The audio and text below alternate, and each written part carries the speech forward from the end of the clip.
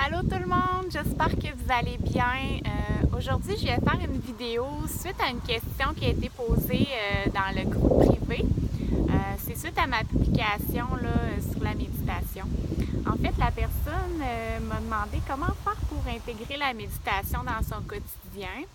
Ce qu'elle mentionnait, c'est qu'en fait, elle avait réalisé puis elle constatait que ça lui faisait beaucoup de bien la méditation, mais elle avait beaucoup de difficulté à l'intégrer dans son quotidien. Donc, elle voulait savoir comment faire.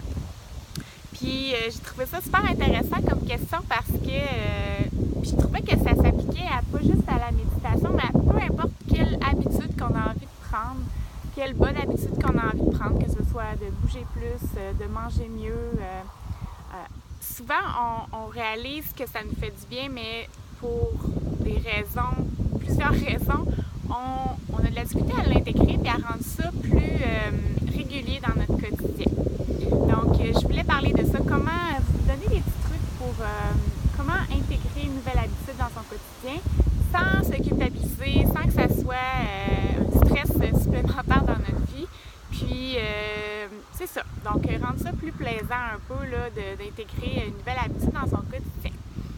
Donc, vous allez voir, je vais regarder mes notes parce que, j'ai un petit peu tendance à aller dans tous les sens des fois. Donc, pour moi, c'est aidant là, d'avoir une certaine structure. Donc, c'est pour ça que des fois, je vais regarder par en bas, je vais regarder mes notes pour rien oublier.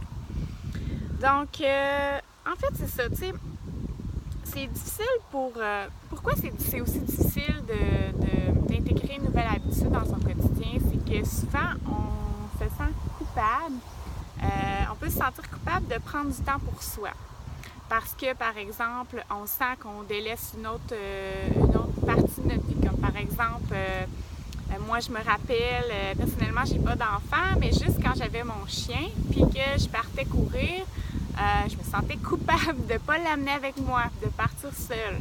Donc, je peux vraiment comprendre que les femmes qui ont des enfants, les mamans, c'est encore plus difficile de ne pas se sentir coupable. Des fois, ça peut être aussi dans son couple. On se sent coupable parce que de faire X, Y, Z, de prendre du temps pour soi parce que, bon, on délaisse, on n'est pas avec notre chum, puis on sent qu'on aurait besoin d'être avec. Donc, il y a tout le temps ce sentiment de culpabilité-là qui peut nous freiner. Après ça, on n'a pas la motivation. Hein? On a de la misère à trouver la motivation pour se donner un peu le petit boost là, pour partir puis aller courir ou bien pour méditer le matin. Donc, souvent, il nous manque un peu la motivation. Puis vous me direz si c'est des choses qui vous parlent, là, si c'est quelque chose que vous vivez aussi.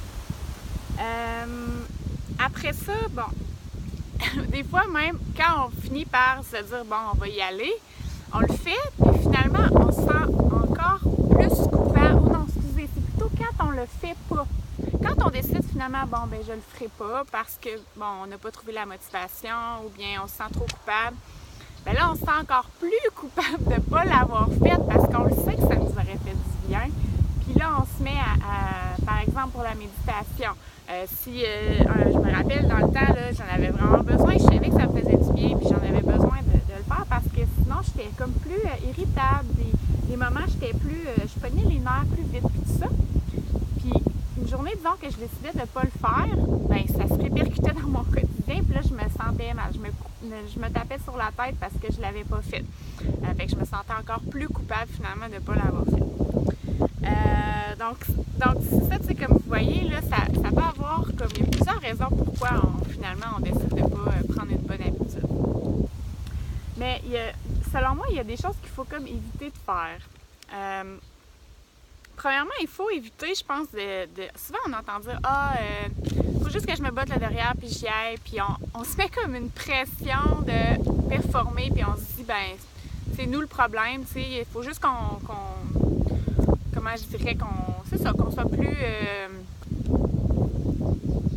on dirait qu'il faut comme se craquer, puis bon là ça va aller, tu sais, il faut comme se botter le derrière. Fait qu'on devient comme super rigide, puis là on se met à dire ok là je vais le mettre dans mon horaire, je vais le faire à tous les jours au même moment, on se fait un petit endroit précis pour le faire, puis c'est comme tout est canné. Puis on perd complètement le plaisir dans ça parce que justement on se met comme une énorme pression de le faire. Puis quand on le fait pas, mais là c'est encore pire, on se culpabilise. Après ça, ah oui, on le fait parce qu'il faut le faire. C'est comme une obligation qu'on s'est mis. Ça, c'est un mot que j'essaie vraiment de bannir de mon vocabulaire. Il faut. Je le change maintenant pour je choisis de. Donc, tout est un choix dans la vie. Donc, essayons de justement arrêter de se mettre le poids sur les épaules, de dire ah, il faut absolument, il faudrait que j'aille courir parce que c'est important, puis tout ça. Donc, arrêtons de se mettre autant de pression. Ah, une autre chose, c'est qu'on veut tout faire à la fois. On dirait que tout à coup, là, c'est comme s'il faudrait qu'on soit capable de vraiment bien manger, bouger à tous les jours, faudrait qu'on ait du temps pour notre chum, faudrait que, on médite. Donc, on dirait que c'est comme si on se mettait la pression d'être capable de tout faire. On se donne trop d'objectifs à la fois, selon moi, puis c'est là qu'on se décourage parce que c'est irréaliste. On se met trop de pression de changer des choses tout en même temps. Puis c'est ça, on priorise pas selon la phase dans laquelle on est dans notre vie. Tu sais, si on vient d'avoir un nouveau bébé, là, c'est pas réaliste là, de dire qu'on va vraiment faire une tonne de choses puis qu'on va réussir à, je sais pas, bouger, bien manger, tout ça à tous les jours. Tu sais, souvent, c'est pas réaliste puis c'est correct parce qu'on est dans une phase de notre vie où est-ce qu'on priorise le temps avec notre bébé, avec notre chum, ensemble, on est ensemble pour s'occuper du bébé. Puis peut-être que vous êtes dans une phase de votre vie où est-ce que vous commencez un nouveau travail, donc là, vous avez plus de temps à prioriser sur le travail, puis c'est bien correct, faut comme prioriser selon la phase de notre vie, où est-ce qu'on est, le stade de vie où est-ce qu'on est, puis pas se mettre de pression de toujours être comme hyper performant dans toutes les sphères de notre vie, parce que c'est vraiment pas réaliste selon moi. Donc maintenant, je vais vous donner quelques petits trucs pour justement intégrer, comment on fait maintenant pour intégrer une bonne habitude, là, des nouvelles habitudes au quotidien, puis faire en sorte que ça soit récurrent, que ça reste, si on veut, que ça soit régulier. Donc, une des premières choses, je pense qu'il faut faire, c'est se demander pourquoi on veut faire cette nouvelle habitude-là, pourquoi on veut bouger plus, pourquoi on veut méditer, pourquoi on veut bien manger. Puis s'assurer de le faire pour les bonnes raisons. Pas le faire pour les autres, pas le faire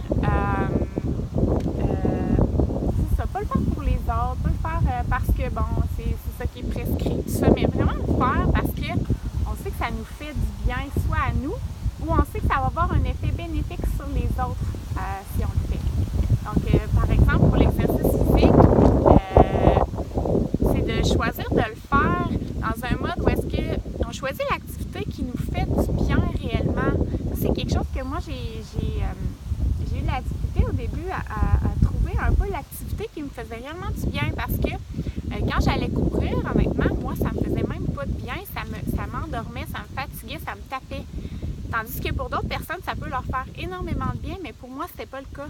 Il fallait que ça soit comme plus doux comme exercice. Puis, tu sais, à force d'essayer plein de choses, à un moment donné, j'ai découvert que comme le vélo, la natation, le yoga, c'est des choses qui me faisaient du bien. La marche. Donc, c'est vraiment d'aller vers des choses qui nous font du bien à nous, puis pas se pousser vers des standards qui sont pas faits pour nous. Puis le faire pour les bonnes raisons. Après ça, faire des choses qui sont alignées à nos valeurs du moment présent. Donc, qu'est-ce qui, en ce moment, dans notre vie, est important? Est-ce que c'est de prendre du temps pour être en famille? Est-ce que c'est justement de se retrouver un peu puis d'avoir des moments de plus seul avec soi-même? Donc là, ça pourrait être un bon moment pour commencer à méditer. Donc là, on va être plus motivé à le faire parce qu'on sent que c'est vraiment aligné avec ce qui est important pour nous en ce moment.